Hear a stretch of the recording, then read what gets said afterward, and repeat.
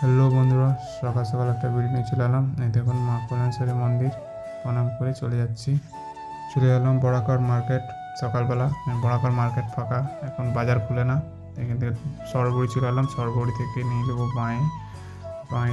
মধুকুন্দা rail ফাটক চলে এলাম। Rail gate পড়ে আছে, মালবাহা গাড়িও যাচ্ছে।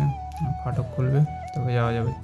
তো বন্ধুরা, দুদিন ধরে অনেকই বৃষ্টি হচ্ছে। এখানে ক্ষেতের মধ্যে জল জমে গেছে, তো ট্র্যাক্টরে মাটি করে চাষ করবে, তো ধান লাগাবে।